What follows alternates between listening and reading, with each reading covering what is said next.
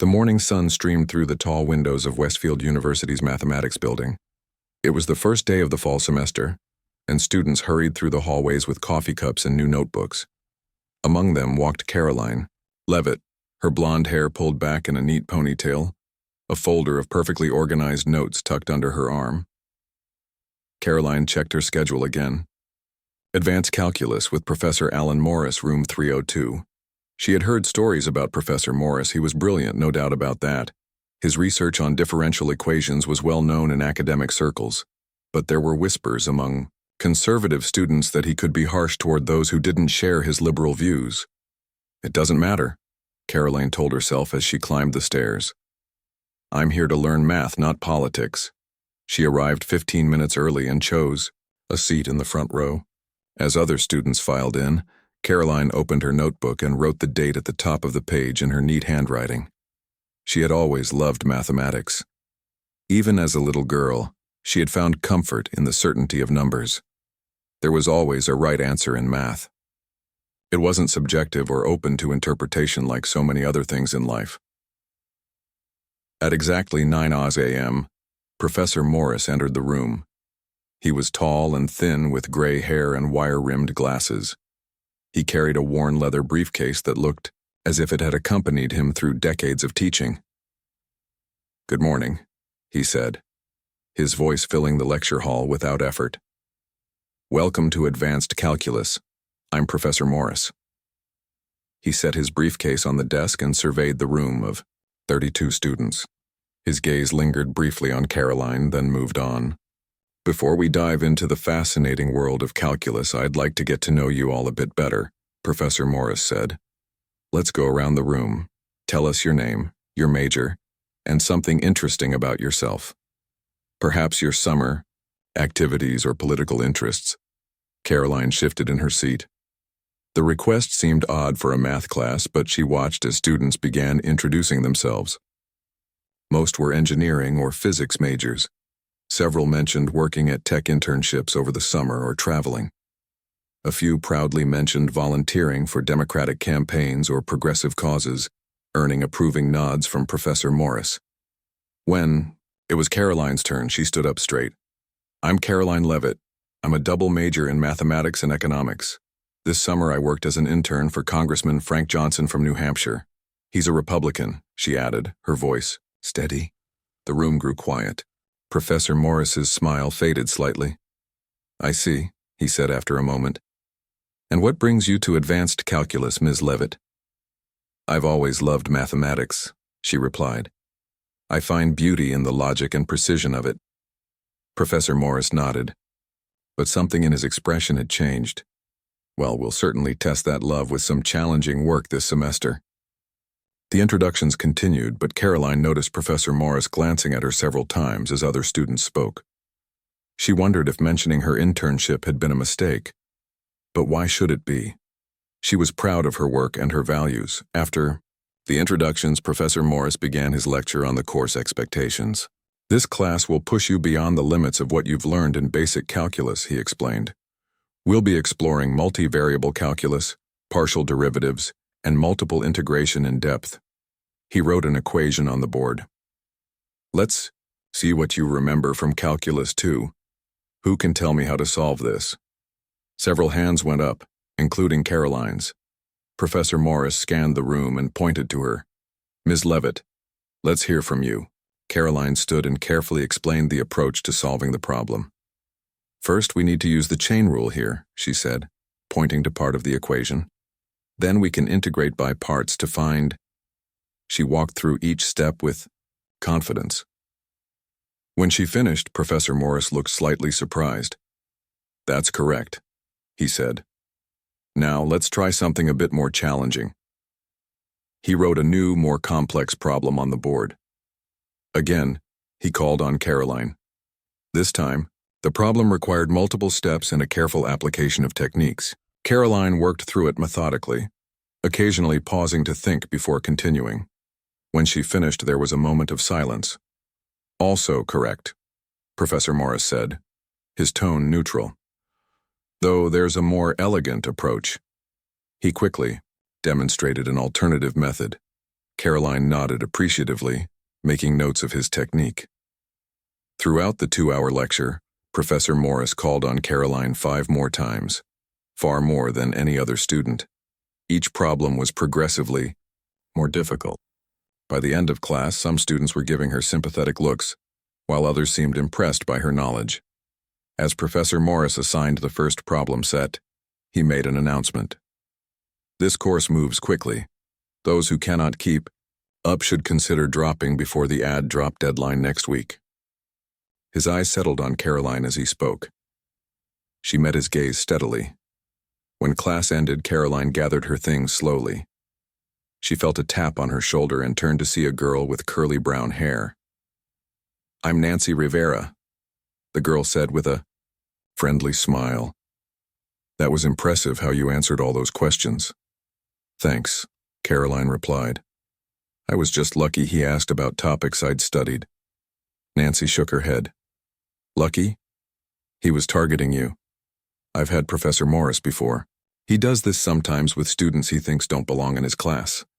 "Because I worked for a Republican congressman?" Karoline asked, frowning. "Probably," Nancy admitted. "He's brilliant, but very political. My brother is conservative too, and Professor Morris gave him a hard time last year." "That doesn't seem fair," Karoline said. "Math is math, regardless of politics." "I agree," Nancy said. "But just be prepared. The first problem set is usually reasonable, but I bet yours will be different." Karoline thanked Nancy for the warning as they walked out together. In the hallway, they passed Professor Morris talking with another faculty member. He looked up as they passed. "Ms. Leavitt," he called. "A moment, please." Nancy gave her an encouraging nod and continued walking. "Yes, Professor?" Karoline asked, approaching him.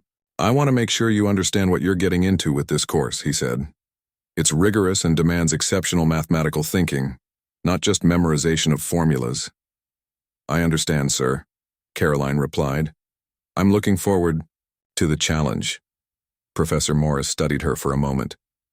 "Your answers today were correct, but advanced calculus requires creative problem-solving and deep conceptual understanding. Not everyone has that capacity." "I appreciate your concern," Karoline said calmly, "but I believe I can handle it." Professor Morris handed her a piece of paper. "Here's a supplemental problem, just for you. Consider it a diagnostic to see if you're truly ready for this class. Have it on my desk by tomorrow morning." Karoline looked at the problem. It was complex, involving concepts that weren't even in the course textbook. She recognized it from her independent study last year. "Thank you, Professor. I'll have it solved by tomorrow." As she walked away, Karoline felt a mix of emotions. She was annoyed at being singled out, but also determined to prove herself. Politics had no place in mathematics, and she would show Professor Morris that her mind was just as capable as anyone else's, regardless of her political beliefs. She clutched the paper tightly. This wasn't just about calculus anymore. It was about standing her ground. And if there was one thing Karoline Leavitt knew how to do, it was to stand firm in what she believed. Walking out into the bright sunlight, she already began mentally working through the problem. Professor Morris had no idea what he had just started. Karoline stayed up late that night working on Professor Morris's special problem. Her small dorm room was quiet except for the scratching of her pencil and the occasional rustle of paper. The desk lamp cast a warm glow over her notebooks as she worked through the complex calculus problem. Around midnight, she sat back and smiled. The solution had come together beautifully. It wasn't just correct, it was elegant. She had used an approach that combined techniques from several different areas of mathematics. Karoline carefully copied her work onto a clean sheet of paper, making sure each step was clear and precise. The next morning, Karoline arrived at the mathematics building an hour before class. Professor Morris's office door was closed, but a light shone from underneath. She knocked softly. "Come in," called the professor's voice. Karoline entered the office. Books lined every wall and papers covered most surfaces. Professor Morris sat behind his desk reading through some notes. He looked up, surprise briefly crossing his face. Ms. Leavitt, what can I do for you? Good morning, Professor. I've completed the problem you gave me yesterday. She handed him the neatly written solution. Professor Morris took the paper with a slight frown. He adjusted his glasses and began to read. As his eyes moved down the page, his expression changed from skepticism to surprise to reluctant admiration. When he finished, he set the paper down slowly. This is quite good, he admitted. Your approach is unusual but effective. Thank you, sir, Karoline replied. I enjoyed working on it. Professor Morris studied her for a moment. Where did you learn this method? It's not typically covered in undergraduate courses. I did some independent study last year, Karoline explained. I found some advanced calculus textbooks in the library and worked through them on my own. The professor nodded slowly. I see. Well, it appears you may indeed be prepared for this course after all. He paused. Though the real challenges are yet to come. I look forward to them, Karoline said with a polite smile. Later that morning, the advanced calculus class was buzzing with conversation as students compared notes on the first problem set. Nancy waved Karoline over to sit next to her. How did it go with the extra problem? Nancy whispered as Karoline took her seat. I think he was surprised I solved it, Karoline replied. But he still doesn't seem convinced I belong here. Nancy shook her head. That's Professor Morris for you. Once he gets an idea in his head, it's hard to change his mind. Professor Morris entered the room and the class fell silent. He placed his briefcase on the desk and began the lecture without preamble. Today's topic was partial derivatives and their applications. As the professor wrote equations on the board, Karoline took careful notes. She noticed that he didn't call on her as much today. Instead, he seemed to be observing her, watching for signs of confusion or hesitation. Halfway through the class, Professor Morris presented a problem about rate of change in 3 dimensions. This is the type of question you might see on the midterm, he explained. Who would like to attempt it? Several hands went up, including Karoline's. The professor called on Bill Johnson, a senior engineering student. Bill worked through part of the problem but got stuck near the end. That's a common mistake, Professor Morris said. Would anyone else like to try? Karoline raised her hand again. The professor hesitated, then nodded to her. She walked to the board and picked up where Bill had left off. With clear, confident strokes, she completed the solution. When she finished, she turned to face the class. Very good, Professor Morris said, his tone neutral. Though I wonder if you truly understand the concept or have simply memorized the process. I understand the concept, Karoline replied calmly. The partial derivative gives us the rate of change of a function in one direction, while holding the other variables constant. In this problem, we're finding how quickly the temperature changes as we move east while staying at the same latitude and altitude. The professor raised an eyebrow. And how would this apply to a real-world situation? Without missing a beat, Karoline explained how meteorologists might use similar calculations to predict weather patterns. She had read about this application in one of her independent study books. Professor Morris nodded slowly. Well explained. He turned back to the class, but Karoline noticed a new thoughtfulness in his expression. After class, Karoline was gathering her things when she overheard 2 students talking nearby. Did you see Morris's face when she answered that question? One said. He was expecting her to fail. Yeah, but watch out for the next problem set, the other replied. I heard he's making a special one just for her. Karoline pretended not to hear, but her heart sank a little. Why was Professor Morris so determined to see her fail? She had done nothing to him except have different political beliefs. As she left the classroom, Nancy caught up with her. Hey, want to join our study group? We meet at the library on Thursday evenings. I'd like that, Karoline said with a smile. Thanks. No problem. Safety in numbers, right? Nancy grinned. Besides, you clearly know your stuff. We could learn from each other. 2 days later, Professor Morris handed out the next problem set.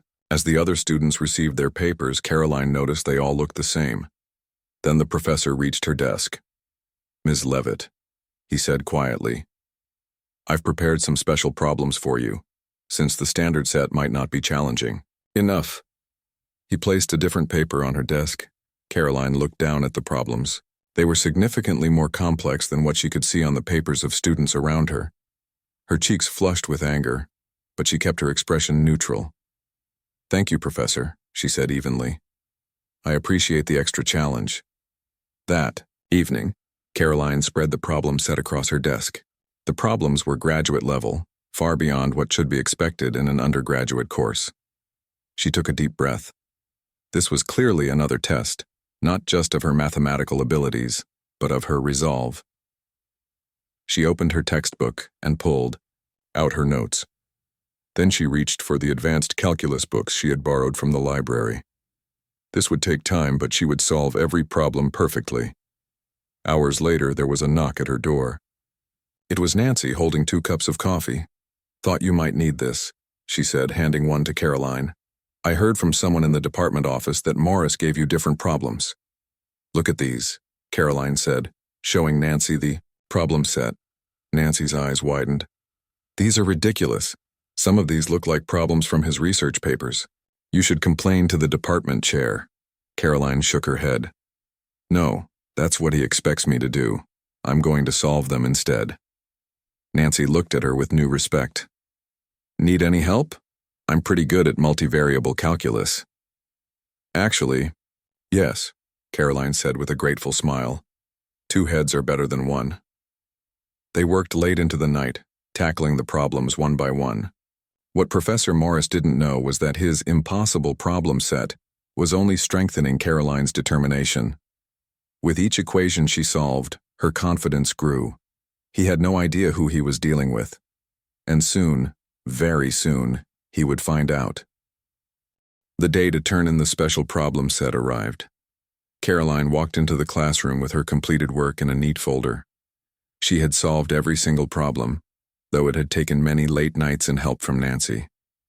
Some of the problems had been extremely challenging, requiring techniques that weren't even covered in their textbook. Professor Morris collected the regular problem sets from most students, then stopped at Karoline's desk. "I hope you were able to make some progress on your problems, Ms. Leavitt," he said, a hint of doubt in his voice. "I completed all of them, Professor," Karoline replied, handing him the folder. The professor raised his eyebrows slightly. "All of them? We'll see." He took the folder and continued collecting papers from the remaining students. Karoline could feel several classmates watching her. Word had spread about her special assignment, and many students were curious to see how this battle of wills would play out. Throughout the lecture, Professor Morris kept glancing at Karoline's folder, which sat unopened on his desk. He seemed distracted, as if eager to check her work but unwilling to do so during class time. When the bell rang at the end of the period, he quickly dismissed everyone. "Ms. Leavitt, please stay for a moment," he called as students began filing out. Nancy gave Karoline an encouraging nod as she left.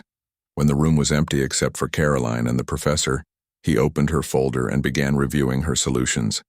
His expression changed as he turned each page.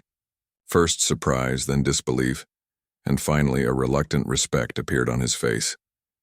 He looked up at Karoline, who stood patiently waiting. "These are all correct," he said finally.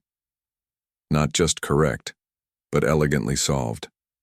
Where did you learn these techniques?" "Some from my independent study," Karoline explained. "And for the others, I researched methods in the library's advanced mathematics collection." Professor Morris studied her for a long moment. "You know these problems were graduate level, don't you?" "I suspected they might be," Karoline said calmly. "But math is math regardless of the level. The principles remain the same." The professor tapped his fingers on the desk. "Why are you in my class, Ms. Leavitt? With your abilities, you could have placed into a more advanced course." "I believe in following the proper sequence," she replied. "I don't want to skip steps and miss important foundations." Professor Morris nodded slowly. "A wise approach." He paused. "I must admit, I may have misjudged you initially." Karoline said nothing, waiting to see where this conversation was leading. "However," the professor continued, his tone firming again, Solving problems on paper is one thing. True mathematical understanding requires the ability to think on your feet. The midterm exam is next week and it will be quite challenging. I'll be prepared, Karoline assured him. As she left the classroom, she felt a mix of emotions. Pride in her accomplishment, frustration at the professor's continued testing, and determination to prove herself once and for all. The next few days passed quickly as Karoline prepared for the midterm exam. She met with Nancy and the study group twice, helping explain difficult concepts to others while strengthening her own understanding. The group was impressed by her knowledge and teaching ability. "You should be a math professor someday," said Greg Peterson, a fellow student. "You explain things more clearly than Morris does." Karoline smiled at the compliment. "I'm just happy to help." The night before the exam, Karoline received an email from Professor Morris. The subject line read, "Special Midterm Arrangement." Her heart sank as she opened it. The email explained that due to her exceptional abilities, she would be taking a different version of the midterm than the rest of the class. Furthermore, Professor Morris had arranged for her to solve one of the problems on the board in front of everyone at the beginning of the exam period. "This will give you an opportunity to demonstrate your understanding in a real-time setting," the email concluded. Karoline stared at her screen in disbelief. This wasn't fair testing. It was public. Humiliation. The professor was setting her up to fail in front of the entire class. She considered her options. She could complain to the department chair, but that might make her look weak or afraid. She could refuse to participate, but that would give Professor Morris an excuse to question her abilities. After careful thought, Karoline replied to the email. "Thank you for the opportunity, Professor Morris. I look forward to tomorrow's exam." She spent the rest of the evening reviewing the most difficult concepts from the course. Whatever problem the professor chose, she would be ready. The next morning, Karoline arrived at the exam room 15 minutes early. Other students were already there, looking nervous and reviewing their notes. Nancy gave her a questioning look. "Did you get a special email too?" Karoline asked quietly. Nancy shook her head. "What email?" Before Karoline could explain, Professor Morris entered the room. Behind him came Dean Howard Wilson, the head of the mathematics department. The dean was a tall, distinguished-looking man with salt-and-pepper hair. Karoline had never met him, but she recognized him from the university website. "Good morning, everyone," Professor Morris said. "Before we begin the exam, I've arranged for a special demonstration. Ms. Leavitt has agreed to solve a problem on the board to help illustrate an important concept." The students murmured among themselves. Some looked confused, others curious. Karoline took a deep breath and walked to the front of the room. Professor Morris turned to the whiteboard and wrote out a complex problem involving triple integrals and vector fields. It was far more difficult than anything they had covered in class. "This is the type of problem mathematicians might encounter in advanced research," he explained to the class. "I've asked Ms. Leavitt to attempt it as a demonstration of higher-level thinking." Dean Wilson looked surprised. "Alan, this seems unusually advanced for a midterm review." "It's merely a demonstration, Dean Wilson," Professor Morris replied smoothly. "Not part of the actual exam." The dean frowned slightly but said nothing more. Karoline studied the problem carefully. It was indeed complex but not entirely unfamiliar. She had seen similar questions in one of the research papers she had read while solving her special problem set. She picked up a marker and began to work.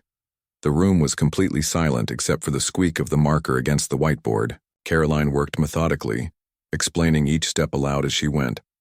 "First, I'll convert to spherical coordinates to simplify the region of integration," she said clearly. "Then we can apply Stokes's theorem to relate the surface integral to a line integral around the boundary."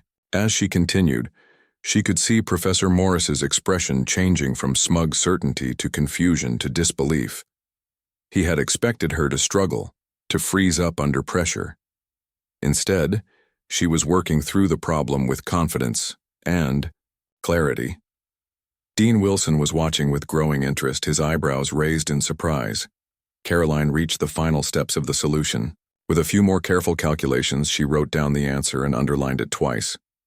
And that completes the solution, she said, turning to face the class. For a moment, there was complete silence. Then Dean Wilson began to applaud. The students joined in, some looking impressed, others relieved that they wouldn't have to solve such difficult problems on their exam. Professor Morris stared at the board, checking her work. Finally, he nodded. "That is correct," he admitted. "Well done, Ms. Leavitt." After the class had settled down, Professor Morris cleared his throat. "Thank you for that demonstration, Ms. Leavitt. Now, everyone please clear your desks except for a pencil and calculator. The exam will begin shortly." As Karoline returned to her seat, Dean Wilson stepped forward and spoke quietly to Professor Morris. Their conversation was brief but intense. The dean's face showed concern, while the professor looked defensive. Finally, Dean Wilson nodded and left the room, giving Karoline a thoughtful glance as he passed. The midterm exam papers were handed out. As expected, Karoline received a different version than her classmates. Her test had more complex problems and additional questions. She took a deep breath and began working through them one by one. Despite the increased difficulty, Karoline finished her exam with 15 minutes to spare. She checked her work carefully, then submitted her paper to Professor Morris. He took it without comment, his expression unreadable. Outside in the hallway, Nancy was waiting for her. "That was amazing what you did in there," she exclaimed. "I've never seen anyone solve a problem like that so quickly." "Thanks," Karoline replied. "But I'm worried about the exam. Mine was different from everyone else's." "Again?" Nancy frowned. "That's not right. You should talk to the dean about this." Before Karoline could respond, Dean Wilson approached them. "Miss Leavitt, may I have a word with you in my office?" Karoline nodded, surprised. "Of course, Dean Wilson." She followed the dean to his office on the top floor of the mathematics building. It was a large room with windows overlooking the campus. Bookshelves lined the walls filled with mathematics texts and journals. "Please have a seat," Dean Wilson said, gesturing to a chair in front of his desk. "I want to talk to you about what happened today." Karoline sat down nervously. "Am I in trouble?" The dean smiled kindly. "Not at all. In fact, I'm very impressed with your abilities. The problem Professor Morris asked you to solve was from a graduate-level course on advanced vector calculus. Even my doctoral students would have struggled with it." "Thank you, sir," Karoline said, relieved. "What concerns me," Dean Wilson continued, his expression growing serious, "is Professor Morris's treatment of you. He has given you different assignments and a different exam than your classmates. This is highly unusual and potentially unfair." Karoline hesitated, unsure how much to say. "I believe Professor Morris was testing me," she said carefully. "Because of your political background?" Dean Wilson asked directly. Karoline looked up in surprise. "You know about that?" The dean nodded. "Professor Morris and I spoke briefly after your demonstration. He mentioned your work with Congressman Johnson and seemed to imply that was why he had doubts about your mathematical abilities." Dean Wilson shook his head. "This is unacceptable. Political views have no bearing on academic potential." "I agree, sir," Karoline said, "but I didn't want to complain. I wanted to prove myself on merit alone." "And you certainly have," Dean Wilson said with admiration. "However, as dean, I cannot allow this differential treatment to continue. Every student deserves fair and equal evaluation." He opened a folder on his desk. "I've reviewed your academic record, Ms. Leavitt. It's outstanding.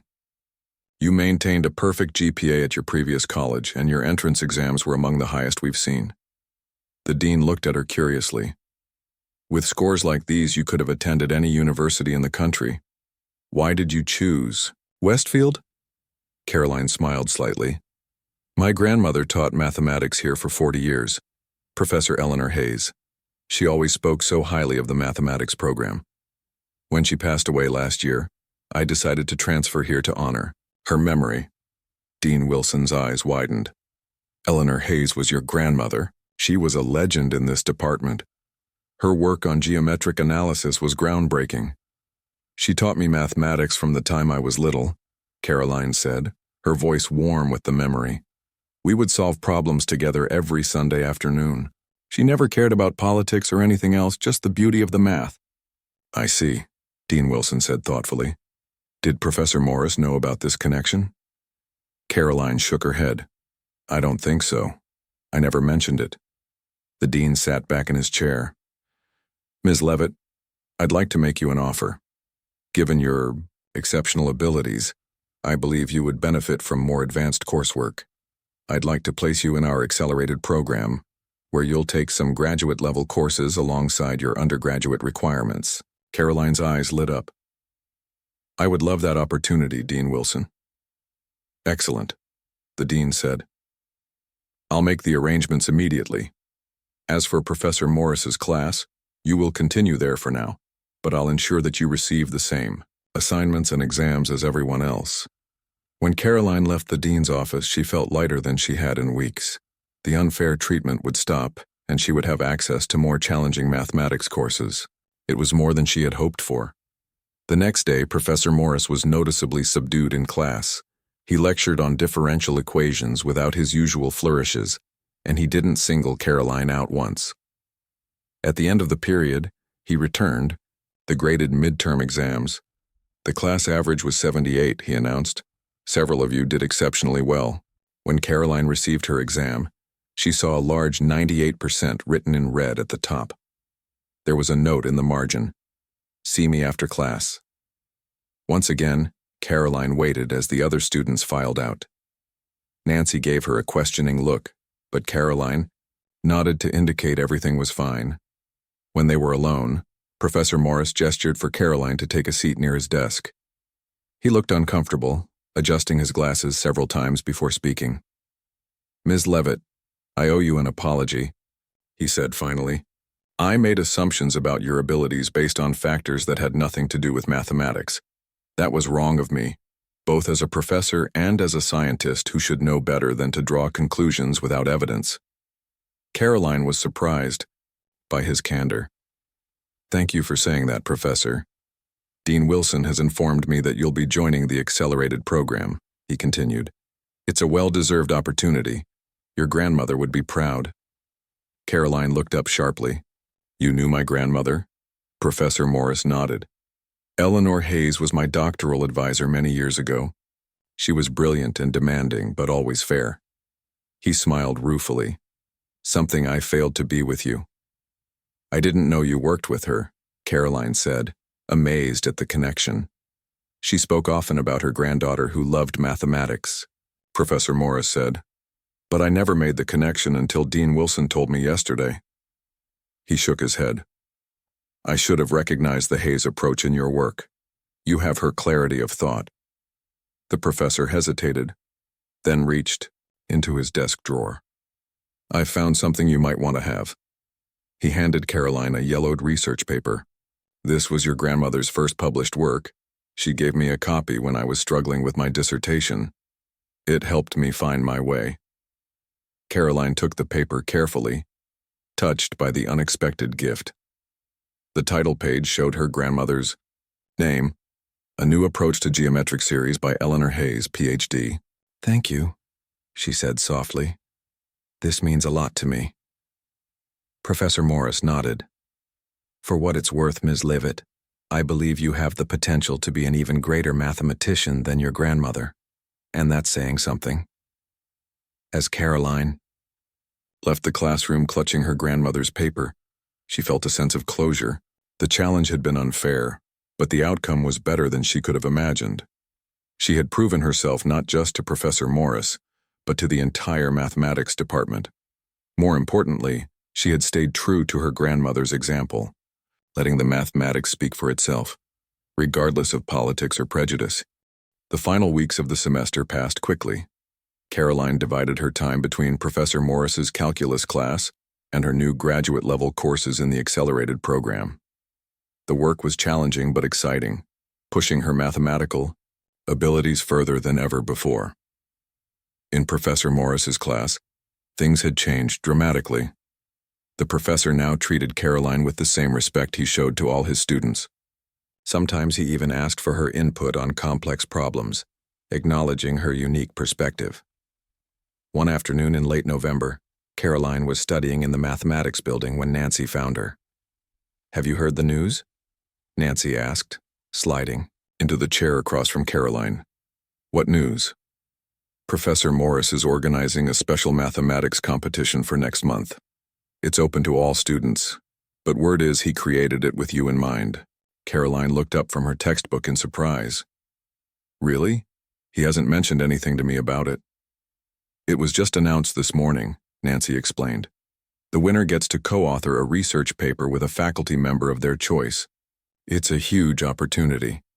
The next day in class, Professor Morris officially announced the competition. "The problems will test not just your technical skills but your creative approach to mathematics," he explained.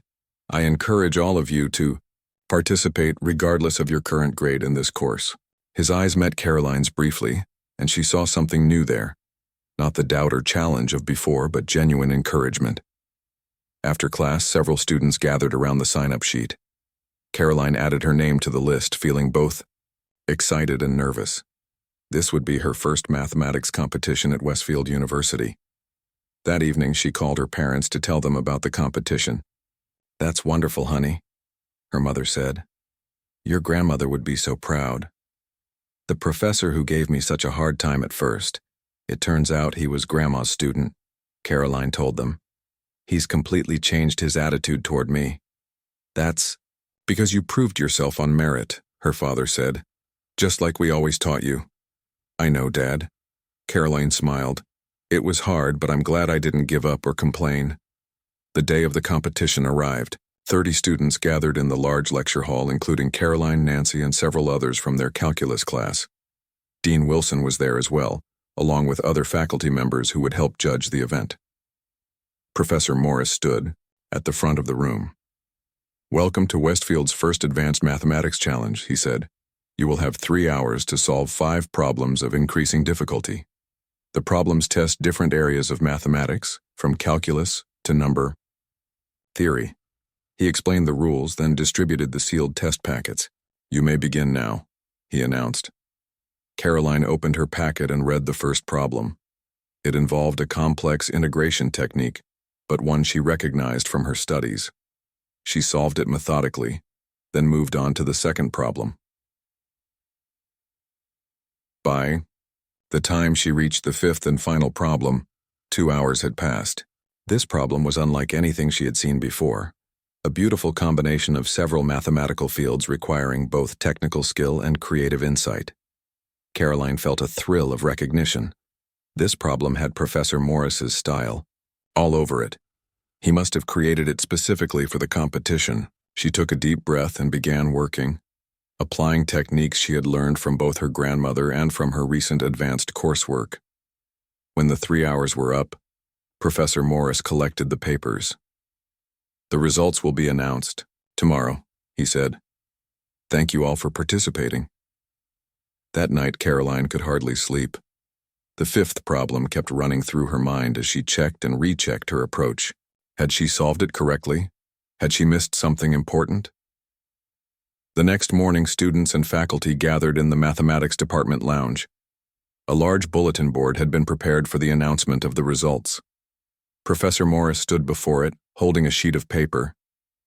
"Before I announce the winners," he said, "I want to thank everyone who participated. The level of mathematical thinking displayed was impressive." He posted the results on the board. Karoline held her breath as students moved forward to look. Nancy pushed through the crowd, then turned back with a huge smile. "You won," she called to Karoline. "First place." Karoline made her way to the board. There was her name at the top of the list. She had scored perfectly on the first 4 problems and had the best approach to the 5th problem, though not a complete solution. "Congratulations, Ms. Leavitt," Professor Morris said, extending his hand. "Your work was exceptional, particularly on the final problem. No one has fully solved it yet. It's actually an unsolved problem in current mathematical research, though in a simplified form." "Thank you, Professor," Karoline replied, shaking his hand. "It was a beautiful problem." "As the winner," Professor Morris continued, You have earned the opportunity to co-author a research paper with a faculty member of your choice. Karoline had already given this some thought. I would be honored to work with you, Professor Morris, she said, particularly if we could explore that final problem further. Surprise flickered across the professor's face, followed by genuine pleasure. I would welcome that collaboration, Ms. Leavitt. Dean Wilson, who had been watching nearby, stepped forward. This calls for a celebration, he said. The mathematics department will host a reception this afternoon in honor of all participants, with special recognition for our winners. Later that day, the reception was in full swing. Students and faculty mingled, discussing the competition problems and mathematical concepts. Karoline found herself surrounded by peers who now sought her insights and advice. Professor Morris approached her, holding 2 cups of punch. He handed one to Karoline. I want to tell you something, he said quietly. When you first came to my class, I made a terrible mistake.